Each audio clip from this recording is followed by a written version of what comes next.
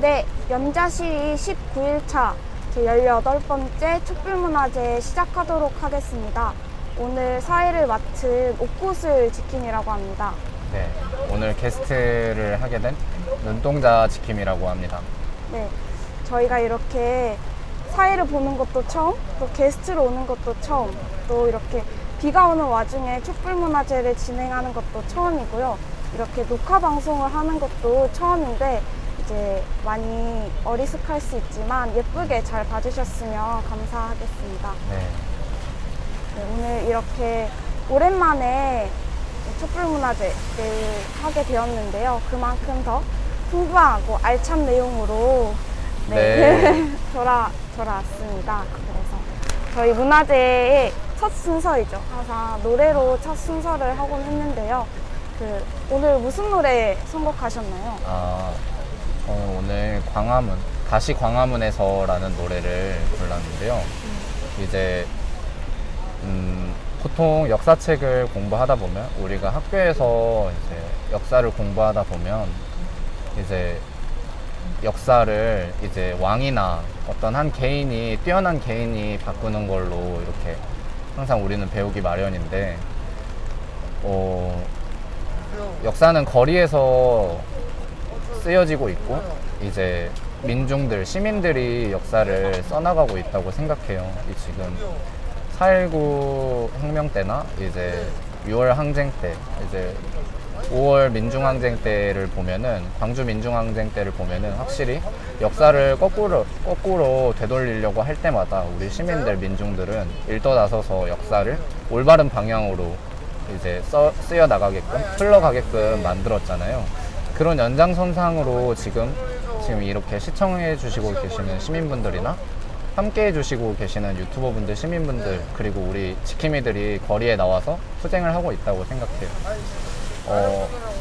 우리의 투쟁이 이제 비록 지금은 촛불이지만 나중에 횃불이 되고 들불이 될 때까지 우리의 투쟁이 이어지기를 하는 마음에서 다시 광화문에서라는 노래를 선곡하게 되었습니다. 우리 눈동자 지킴이가 이렇게 게스트로 나온 건 처음이지만요. 이제 온라인 촛불문화제로 전환하기 전 촛불문화제에서 이제 노래를 굉장히 잘 부른 경험이 있어서 이제 굳이 걱정 없이 그냥 편안하게 들을 수 있을 것 같습니다. 부담을 오늘 많이 주시네요. 네. 그럼 노래 들어보도록 하겠습니다.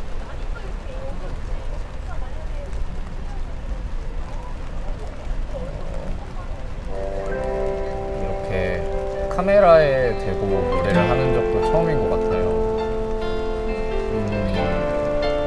네, 굉장히 좀 어색하네요. 기억해요 우리를 광화문 내거리 하얗게 밝히던 우리 기억해요 우리를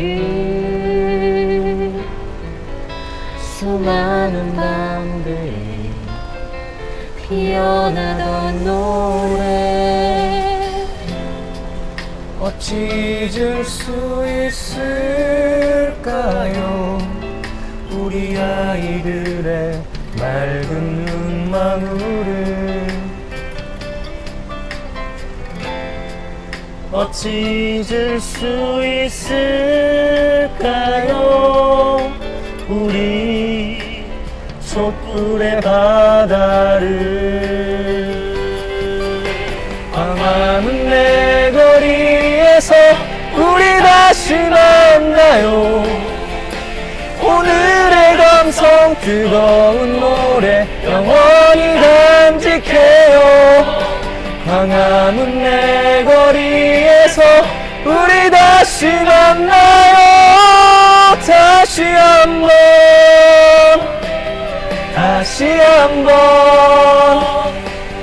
다시 한번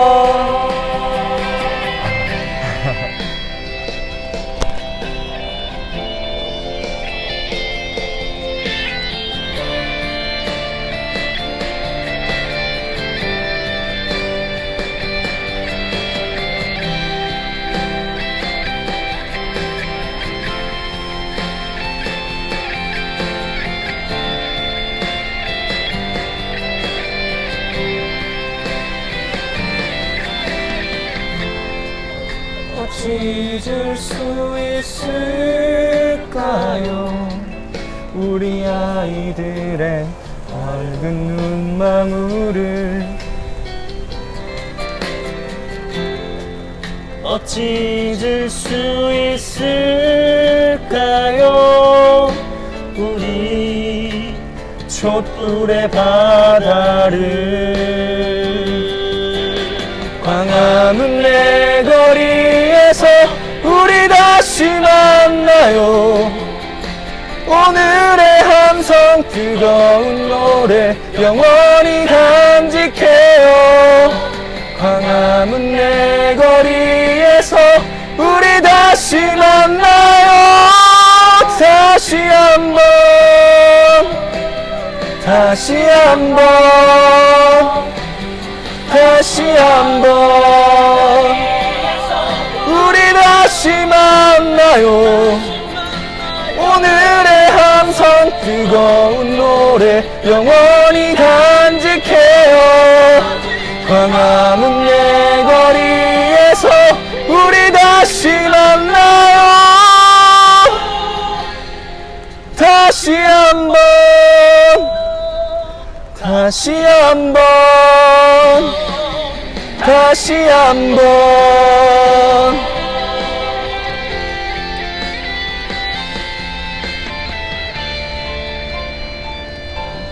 네, 지금 오랜만에 문화제로 인해서 어쨌든 오랜만에 방송으로 인해서 다들 뭐 약간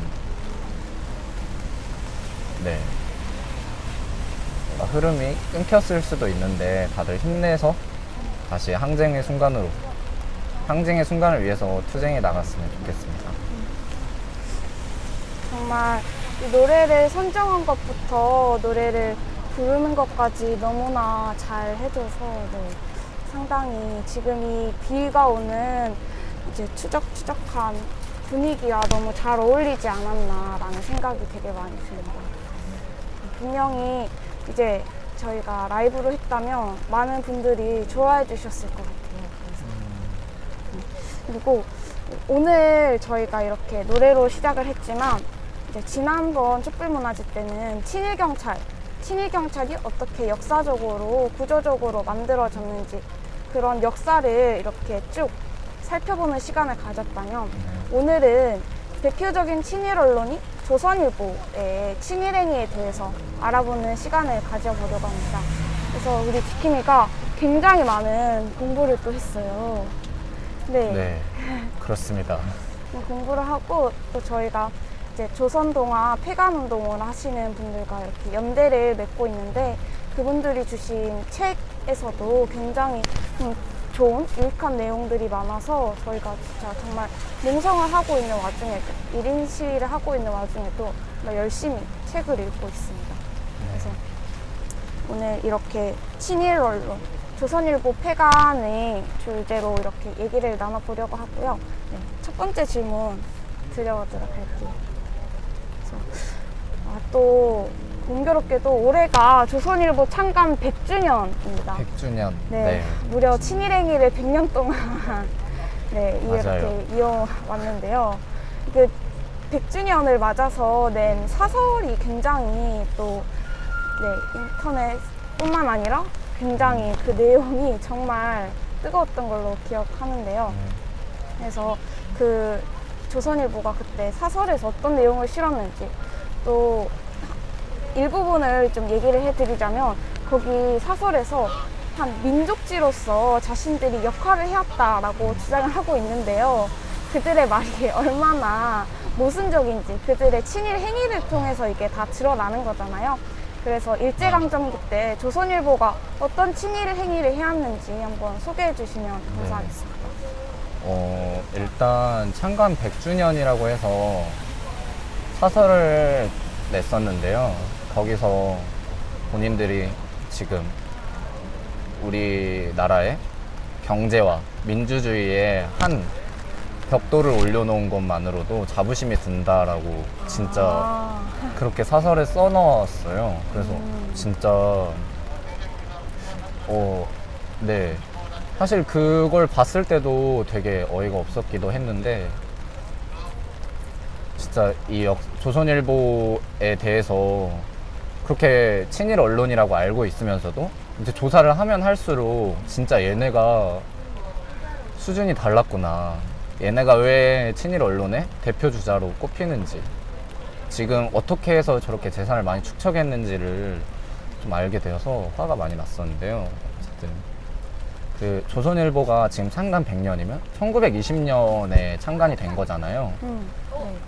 그래서 이게 3.1운동 당시에 이제 온 민중들이 일떠서 나선 거잖아요. 일제 식민지에 저항하는 운동으로 온 민중들이 일떠서 나서면서 그 민족지들이 되게 많이 나왔어요. 지하 민간 신문들을 일제가 계속 탄압하고 폐간하는데도 불구하고 우리 민족이 정말 저항을 열심히 하면서 그 민족지 지하 신문을 막을 수 없을 정도로 막 계속 나오는 거예요. 그래서 그에 대해 이제 개량적인 정책으로 이제 신문을, 조선인 신문을 만드는 그 일제에 이제 개량이 시작됐는데, 그러면서 그의 일부로 조선일보, 동아일보가 나오기 시작한 거예요. 근데 이제 그러면 그 체제 안에서, 그 안에서 우리가 피 흘리지 않고 이렇게 할 수 있겠다, 신문을 낼 수 있겠다 하는 게 얼마나 기만적인 내용이냐면, 사실 이 개량이라는 거 자체가 이 주어진 체제 안에서 그 활동을 하게끔 하는 거잖아요. 근데 이게 얼마나 그게 피 흘리지 않을 수 있겠다라고 하지만 이게 얼마나 멍청한 짓이냐면, 식민지 해방을 위해서 우리가 투쟁을 하는데 식민지 체제 안에서 그거를 그 체제 안에서 갇혀서 투쟁을 하겠다는 거거든요. 그게 과연 투쟁이 될 수 있을지도 의문이고요. 어쨌든 이 개량이라는 거 자체에 대해서 좀 이 보시는 시청자분들도 지금 우리가 비록 조선일보 이야기를 하고 있지만 좀 경계를 했습니다. 어쨌든 경찰이 정해놓은 규칙에도 우리가 그 친일적인, 매국적인 규칙에 우리가 따르지 않았기 때문에, 그 개량에 따르지 않았기 때문에 우리가 지금 이렇게 투쟁을 견고하게 이어올 수 있다고 생각하고요. 그래서 개량을 잘 판단하시고 이게 좀 논외로 짚고 나가려고 생각을 했었어요. 그래서 어쨌든 그렇게 식민지 체제의 선전을, 그 일제의 정책을 선전하기 위해서, 또한 그때 3.1 항쟁 당시에, 3.1 운동 당시에 이제 평화적인 시위로 하다가 우리 민중들이 그렇게 학살을 당하고 결국에는 식민지 체제를 바꿔내지 못했잖아요. 우리가 해방을 이뤄내지 못했기 때문에 그에 대한 교훈으로 무장투쟁을 해야겠구나라는 그런 교훈을 얻어서 여러 무장 조직들도 생겨났었거든요. 항일 무장투쟁, 이런 뭐 여러분들 아시고 계시는 뭐 봉오동 전투나 뭐 이랬던 전투에 이런 역할을 했던 그런 항일 무장 조직들이 생겨났는데, 그 무장 조직을 이제 무장투쟁을 약화시키고자 해서 그런 온건한 타협 노선, 그러니까 일제와 식민지와 타협할 수 있는 노선으로 이런 조선일보가 그렇게 회유를 하는 식으로 선전을 하기도 하는 역할로 처음에 시작을 했어요. 처음엔 그렇게 약간 우리 민족을 위하는 척 하면서 시작을 하다가 일제 후반기, 이제 식민지 조선 후반기 해방 직전에 가서는 정말 본인들이 친일 언론이다, 이거 일본어로 해독하면 일본 신문으로 읽을 수 있다라고 느낄 만큼 되게 친일 신문사로, 대표적인 친일 신문사로 자리매김했어요. 윤봉길 의사의 그 의거 있잖아요. 네. 그거를 조선일보에서는 흉행이라고 보도를 하기도 했고요. 아이고.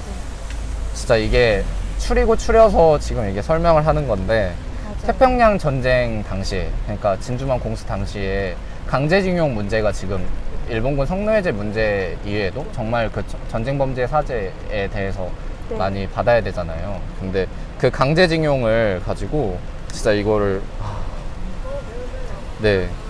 지원병 제도, 이 강제징용과 관련된 제도가 지원병 제도였거든요. 그거를 뭐라고 보도를 했냐면, 한국 신민된 사람으로 그 누가 감격치 아니하며 감사치 아니하라 라고 이렇게 지원병 제도에 아이고. 대해서 사설을 올렸습니다. 진짜 그 조선일보의 사설은 조선일보의 의견을 정확하게 담고 있는데 그 사설을 볼 때마다 최근 사설만 봐도 분노를 할 수 있어요. 진짜. 아, 네. 그래서 또 그 일본 왕실에 대한 찬양. 지금 우리는 일본 왕실이라고 표현을 하지만 그때 당시에 조선일보는 천황이라고 표현을 했었죠. 그래서 그 황태자 어하의 탄생을 축하한다 하고 일본 왕의 아들이 태어났을 때 그렇게 축하 보도를 일면에 실기도 했었고요. 지금 그때 황태자라고 했던 그 아들이 지금 작년까지 일본 천황이라고 하죠. 그 천황의 자리에서 있었던 그 사람이고요. 그리고 해마다 1월 1일마다 그 일왕 부부의 사진을 일면에 이렇게 양쪽에 이 왕과 그 부인의 철을 이제 사진을 올리면서 그 왕실을 찬양하고 숭배했었어요. 진짜 그 해마다 그렇게 했다는 걸 보면은 네. 그리고 그 1월 1일에만 그렇게 했던 게 아니라 그 일왕의 생일마다도 그렇게 축하하는 그런 사설과 그런 걸 신문을 일면에 내걸었었거든요. 그래서 이거는 되게 화가 났었는데 이거는 진짜 뭐라 해야 제가 아까 말씀드렸듯이 조선일보를 조사하면 조사할수록 아 얘네가 진짜 그냥 친일이 아니구나. 왜 이 신문사는 진짜 무조건 폐간할 수밖에 사죄를 한다 해도 그 사죄를 받아들일 수가 없는 수준이구나 라는 걸 깨닫게 되는 게 그때 당시 그때 히로히토 당시 일본 네. 국왕이 히로히토였는데 그때의 황공 이런 단어들을 쓰는데 이제 그때 황공이란 단어를 쓰는 것도 모자라서 성황성공이라고 하고 경하도 부족해서 동경동하라고도 하고 충성이 아니라 극충 극성이라고도 하고 이제 일왕을 지존이라고 표현하면서까지 진짜 그게 어떻게 본인들이 민족지라고 100년 창간 100주년 민족지라고 사설에 올렸으면서 극충극성을 하는 일제의 극충극성을 하는 그 조선일보 그런 사설을 내걸었던 매해마다 그 일왕의 생일마다 그런 사설을 내걸었던 조선일보가 어떻게 민족지라고 지금 이렇게 뻔뻔하게 얘기를 할 수 있는지가 진짜 화가 많이 났었습니다. 그래서 좀 원래 좀 즐거운 마음으로 투쟁을 할 때도 있는데 며칠간 조사를 하면서 되게 분노했던 기간이었던 것 같아요. 그 조사했던 기간이. 네. 그래서 친일 행각이 정말 끝도 없다. 이게 정말 아, 더 있나요? 네. 원래 다음 질문 때 얘기를 하려고 했는데 네, 그러면은 다음 질문에. 네, 알겠습니다. 네.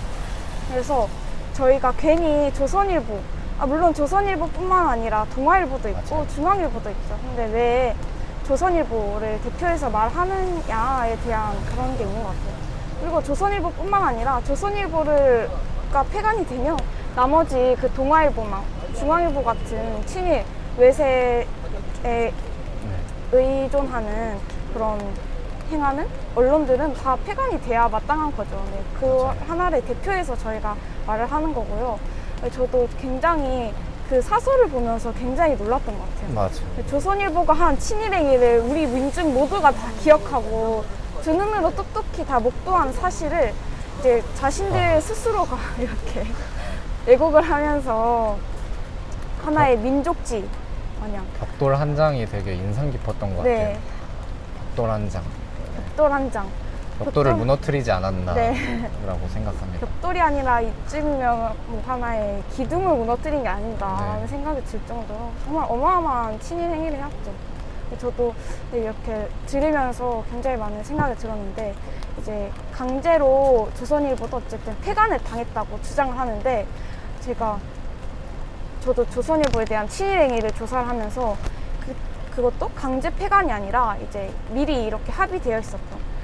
그래서 그 당시 총독부에게 당시로 비행기 한 대 값을 이렇게 받고 이렇게 폐간을 결정했던 거지 결코 일제 강압에 의해서, 탄압에 의해서 폐간된 게 아니라는 네, 그런 사실을 네, 알 수 있었어요. 그래서 굉장히 이런 친일 행위가 굉장히 끝도 없이 이어지는구나. 정말 이렇게 저희가 지금은 일제강점기 당시에 얘기를 하고 있지만 그 당시에 민중들은 얼마나 이걸 더 느꼈을지에 대해서 많이 생각했던 것 같아요. 지금 우리가 과거를 돌아보면서 이러한 분노를 느끼는데 실제 그 당시에 생활하셨던 그 민중들의 삶은 얼마나 참혹했을지, 분노는 어땠을지를 생각해 보게 되는 것 같아요.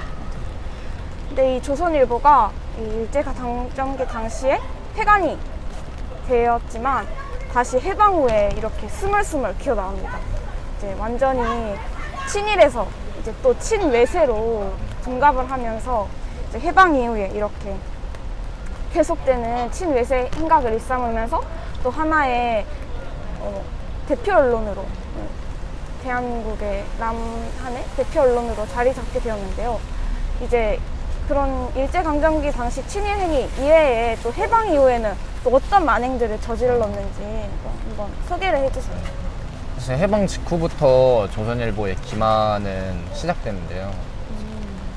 이제 일제하에서 그렇게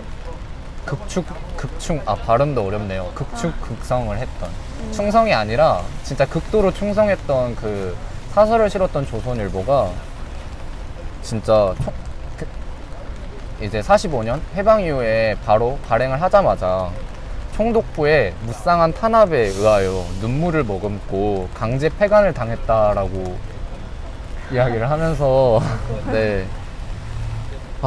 근데 그 폐간 당일에 그 조선일보의 사설을 보면은 폐간사를 보면은 조선일보는 신문 통제의 국책과 총독부 당국의 통제 방침에 순응하여 금일로써 폐간한다고 정말 일제에 순순히 순종하면서 그렇게 했던, 진정으로 만약 조선일보가 투쟁을 했던 데라면 그 신문사를 결코 마지막까지 끝까지 본인들의 몸을 불사르면서까지 발행을 했을 거라고 생각해요. 근데 바로 너네 폐간해 이제 이렇게 하자마자 바로 순순히 총독부에 순응하겠다라고 이렇게 응하면서 네, 사실 그거는 세 발의 피기도 하죠. 네. 그러면서 총독부의 무쌍한 탄압이라고 본인들이 피해자인 것처럼 이렇게 45년도에 애국자인 것처럼 포장을 했고요. 그리고 지금 사실 우리가 하는 것 중에 평화의 소녀상이라고 해서 네. 평화를 위해서 우리가 투쟁하기도 하잖아요. 단일 네. 투쟁의 궁극적인 목적은 우리의 자주 평화라고 생각하거든요. 그렇지만 지금 우리 한반도에 평화가 지금 이루어지지 못하게끔 하는 그런 분단의 원인이 바로 조선 동아에 있었어요.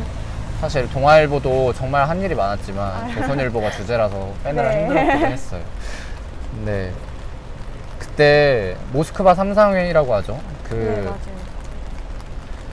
흔히 미국과 소련이 이렇게 회의를 해서 그 우리나라의 이제 신탁 통지를 이렇게 회의했다고 하는데, 원래는 소련이 한반도 즉시 독립해도 된다라고 주장을 하고, 미국이 한반도는 최소 5년의 신탁 통치가 필요하다라고 주장을 했지만, 그렇게 해서 결렬이 되니까 미국에서 신탁 통치를 하면 안 된다 라고 이야기를 했다고. 소련은 신탁 통치를 해야 된다고 이야기를 했지만 미국은 신탁 통치를 하면 안 된다 라고 주장을 했다고 동아일보와 조선일보가 앞장서서 이제 왜곡 보도를 하기 시작해요. 정반대인 거죠. 맞아요. 소련은 그냥 독립해라 라고 주장을 했지만 이제 미국이 오히려 우리나라를 독립해라 라고 주장을 했던 것처럼 그렇게 보도를 내면서 미국을 지지하는 자들을 이제 모조리 애국자로 포장을 하고, 이제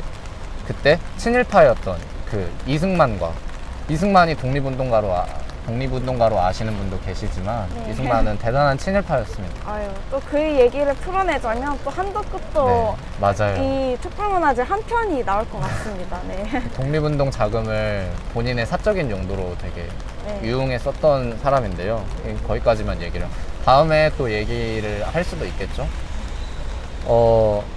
그래서 그 반탁을 지지했던 신탁 통치를 반대를 지지하고 미국을 지지했던 이승만과 그 친일파들을 애국자로 포장하고 청산되지 못하게 하는데 큰 역할을 했었습니다.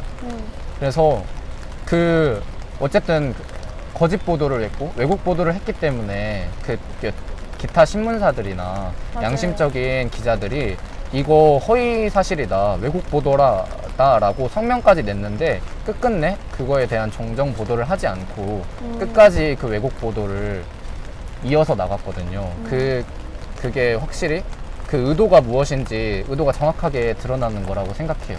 맞아요. 그 외국 보도 자체도 하지 않았다는 건, 정정 보도를 하지 않았다는 건 진짜로 이거는 끝까지 밀고 나가야 된다라고 생각했기 때문에 거기서 그렇게 의도를 가지고 했다고 생각하고, 그 결과로는 지금 그 남한만의 단독 정보 수립과 함께 그 분단으로 인해서 한국 전쟁까지 발발해서 우리 민중들이 학살을 당하기도 하고, 그때 200만이 죽었다고 하나요?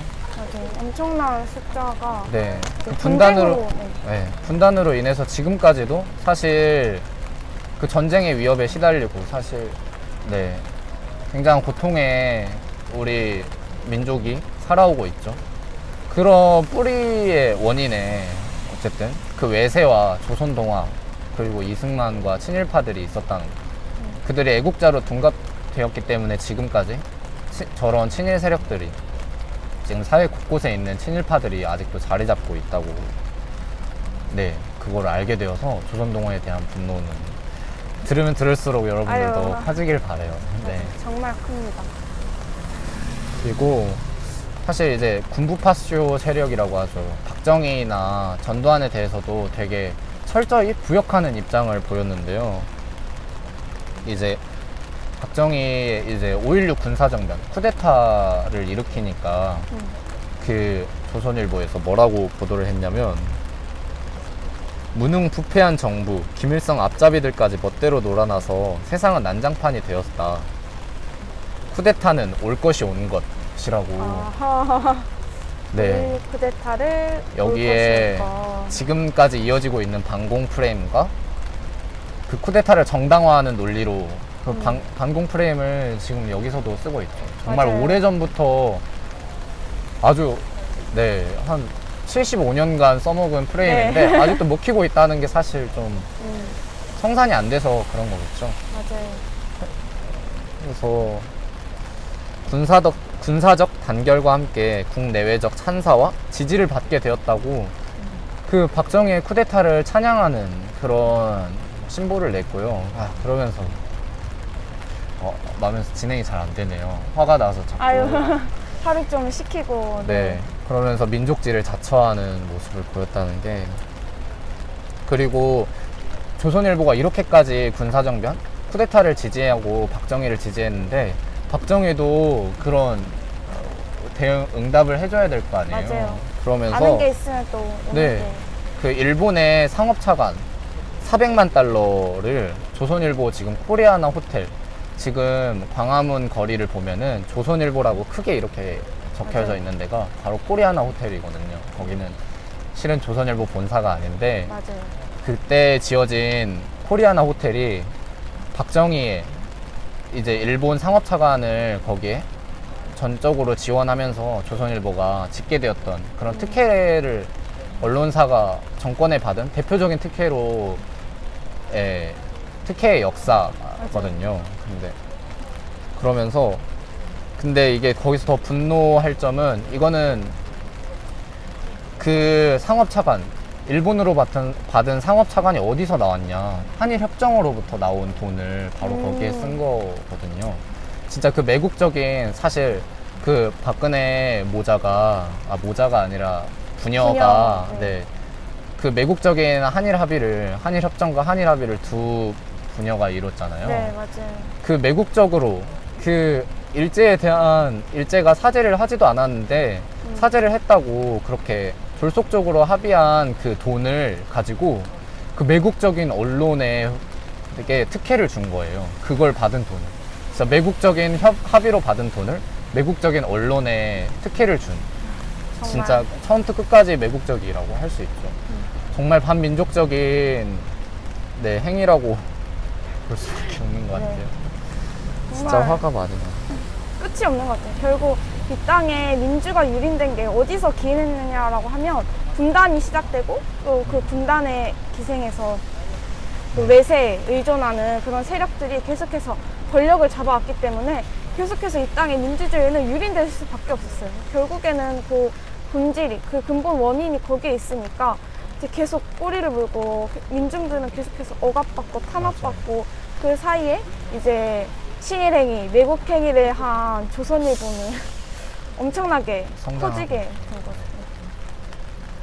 진짜 지금까지 조선일보가 저런 크기까지 올 수 있었던 건 진짜 역사를 공부하다 보면 자연스럽게 아 쟤들 진짜 나쁜 짓 해서 돈을 저렇게까지 벌어들였구나. 맞아요. 우리 민족을 저렇게 배반하고 민중을 착취하면서 벌어들인 돈이 지금 조선일보의 지금 뭐 조선일보 사장의 저택은 정말 네, 산 하나가 거의 네. 저택이라고 하더라고요. 그 정도의 돈이 어디서 났는가는 네, 내국적인 한일 합의로서도 받아내고 뭐 이런 외세에 부역했던 그런 정권들 이렇게 민중에 반했던 그런 정권들에 철저하게 찬양하고 지지하면서 이렇게 받아들였던 돈임을 이렇게 역사를 공부하면서 알 수 있게 돼요. 저희가 네, 조선일보 그쪽을 가보면 거의 한 마을을 이루고 있어요. 코리안 호텔부터 시작해서 뭐 맞아요. TV조선, 뭐 조선일보 미술관이라고 나와 있지만 실은 거기가 본사입니다. 네. 거기부터 시작해서 쭉 이렇게 한 건물들로 이렇게 마을을 이루고 있더라고요. 그래서 네. 가보면서 굉장히 이 돈이 전부 다 우리 민중들을 억압하고 스파라고 착취해서 네. 얻은 돈이겠구나라는 생각을 하면 정말 분노가 네, 분노가 치밀어 오르는 것 같아요. 근데 최근에 네.